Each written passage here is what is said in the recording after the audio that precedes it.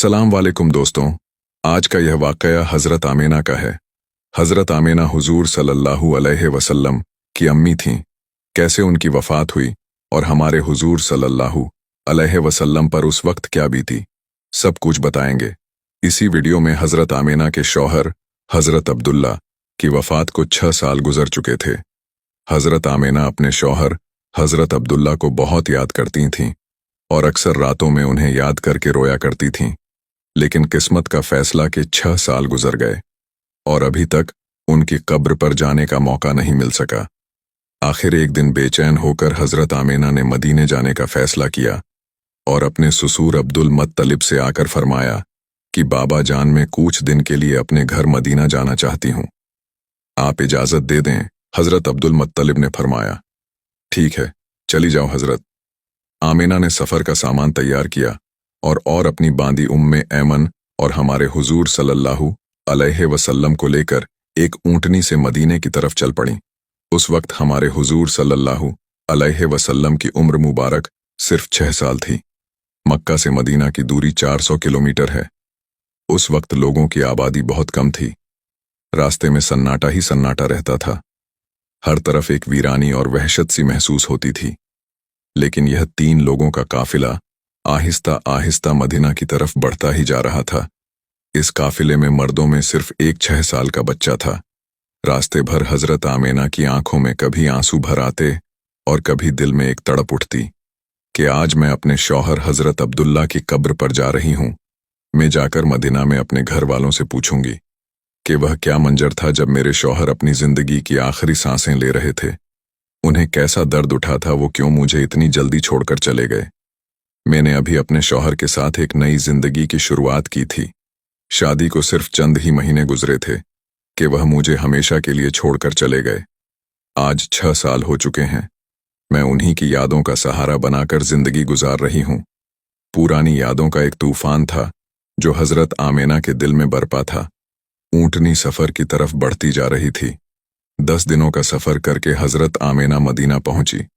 घर पहुंचते ही हज़रत आमिना ने जैसे ही अपनी अम्मी को 6 साल के बाद देखा तो शौहर का वो गम जो अभी तक दिल में था उभर कर चेहरे पर आ गया और फिर हज़रत आमिना अपनी अम्मी से लिपटकर जारोकतार रोने लगी।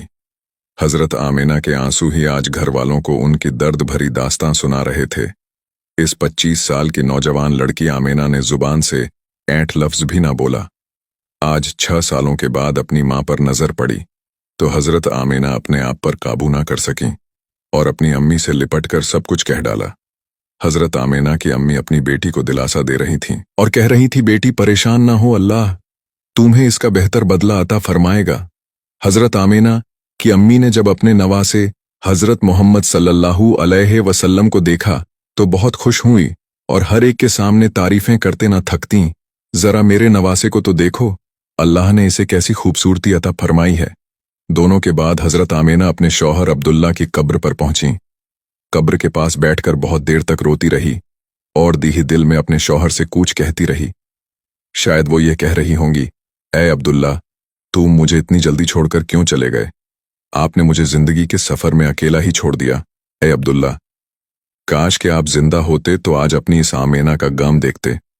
मैं तो घर में उम्मीद लगाए बैठी थी कि आप 2 महीने में वापस आ जाएंगे, लेकिन आप तो कभी वापस ना आए।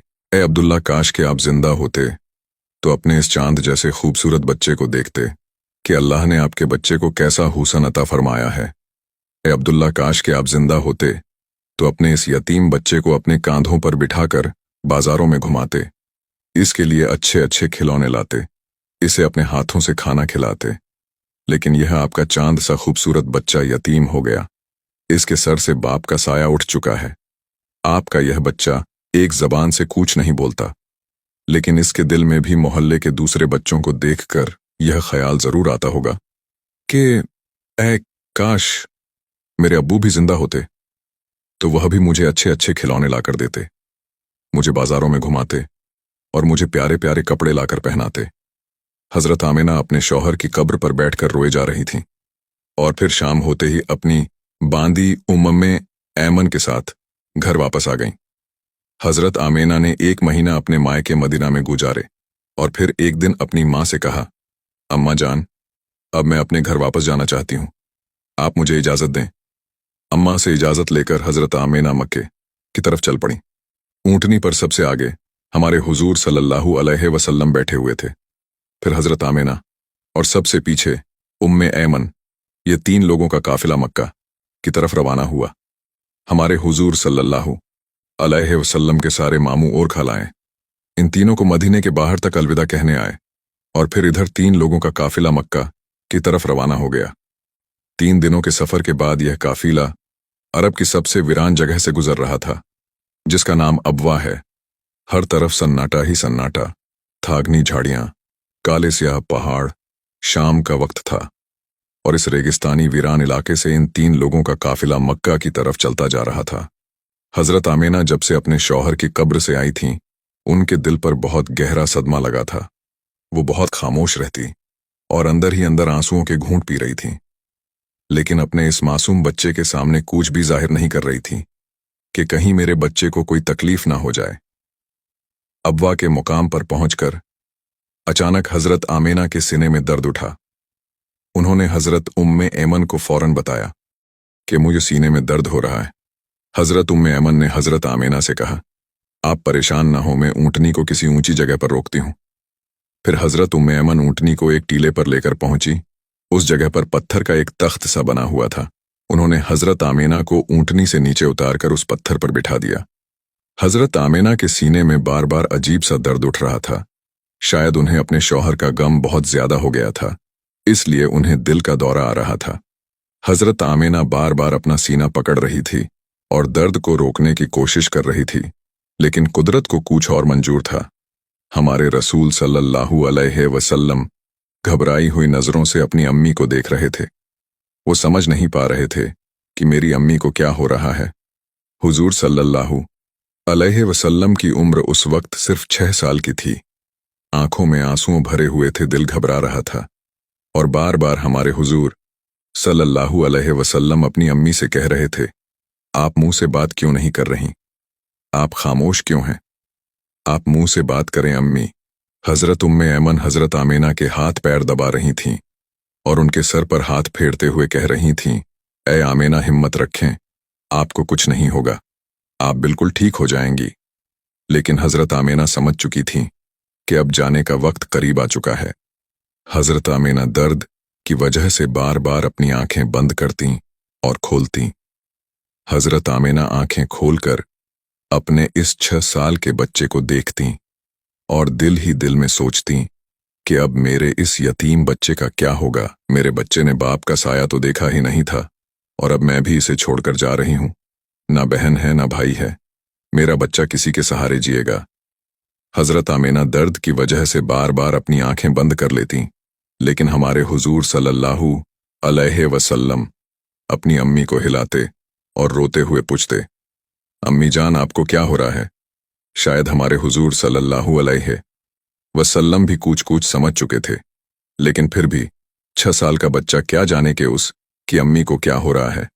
हमारे हुजूर सल्लल्लाहु अलैहि वसल्लम ने किसी को मरते हुए नहीं देखा था।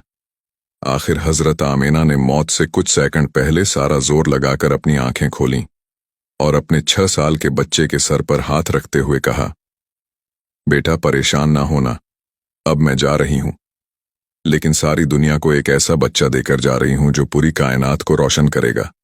इतना कहकर हज़रत आमीना ने हुजूर सल्लल्लाहु अलैहि वसल्लम का सर अपने सीने पर रख लिया और आंखें बंद कर लीं। हुजूर सल्लल्लाहु अलैहि वसल्लम ने महसूस किया कि अम्मी की कोई आवाज़ नहीं आ रही है, तो सर उठाकर देखा तो हज़रत आमीना की वफ़ात हो चुकी थी। हुजूर सल्लल्लाहु अलैहि वसल्लम अपनी अम्मी को हिला रहे थे और कह रहे थे, अम्मी जान उठें, मुंह से बात करें, मैं आपके बगैर कहीं नहीं जाऊंगा, मेरा मक्का में आपके सिवा कौन है।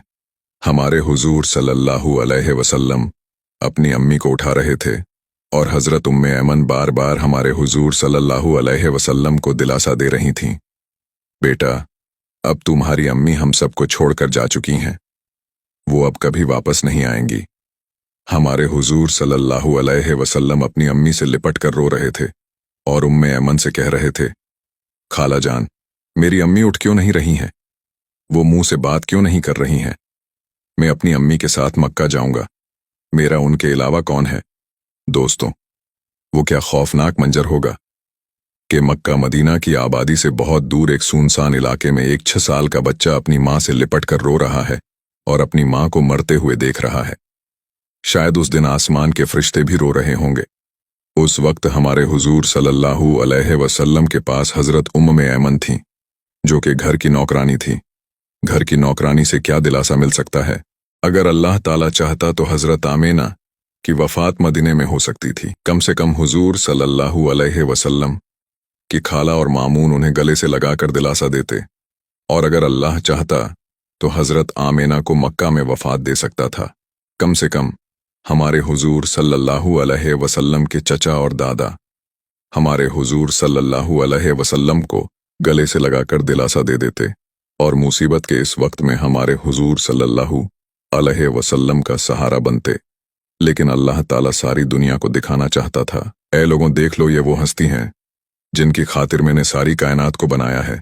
इस बच्चे से मैं इतनी मोहब्बत करता हूं कि पूरे कुरान में मैंने इसे नाम लेकर नहीं पुकारा, हमेशा मोहब्बत से पुकारा है।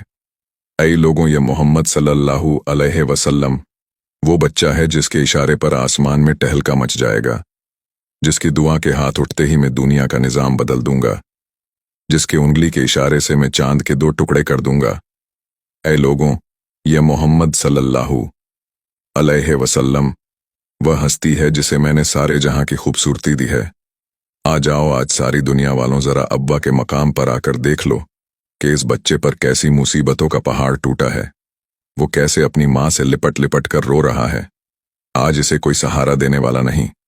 हजरत उम्मे ऐमन ने किसी तरह पत्थरों को हटाकर कब्र बनाई, और जब उसमें हजरत आमिना को उतारने लगीं तो हमारे हुजूर सल्लल्लाहु अलैहि वसल्लम अपनी माँ से लिपट गए और कहने लगे, खाला जान, मेरी अम्मी को इन पत्थरों के बीच में मत रखो, मुझे उन्हें घर ले जाना है।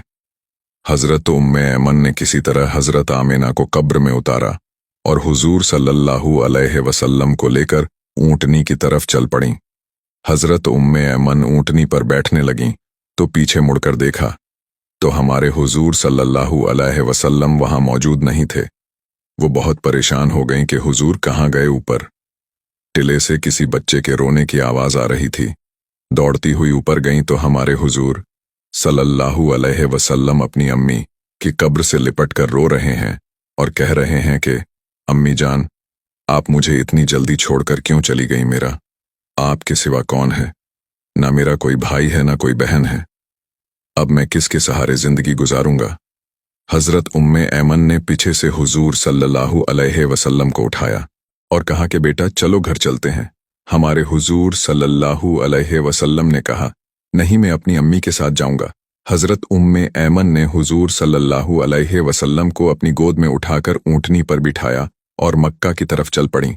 हजरत उम्मे ऐमन फरमाती हैं, जब तक हजरत आमीना की कब्र नजर आती रही, हमारे हुजूर सल्लल्लाहु अलैहि वसल्लम बार बार अपनी अम्मी की कब्र को देखते जा रहे थे और मुंह से कह रहे थे, खाला जान, मुझे मेरी अम्मी के पास ले चलो, मैं उनके बगैर मक्का नहीं जाऊंगा। 4 दिन के सफर के बाद यह दोनों लोग मक्का पहुंचे। सारे रास्ते हुजूर सल्लल्लाहु अलैहि वसल्लम एक पल के लिए भी नहीं सोए और बराबर रोते रहे। जब हजरत उम्मे ऐमन हुजूर सल्लल्लाहु अलैहि वसल्लम को लेकर मक्का पहुंची तो अब्दुल मुत्तलिब ने ऊंटनी की तरफ देखते हुए पूछा, ऐ उम्मे ऐमन, आमिना कहाँ है? तो यह सुनकर हजरत उम्मे ऐमन रोने लगी और हमारे हुजूर सल्लल्लाहु अलैहि वसल्लम भी दौड़कर अपने दादा से लिपट गए। यह देखकर हजरत अब्दुल मुत्तलिब ने कहा, 3 लोग गए थे, फिर 2 लोग क्यों वापस आए? अब्दुल मुत्तलिब भी समझ गए कि कोई बूढ़ी खबर जरूर है।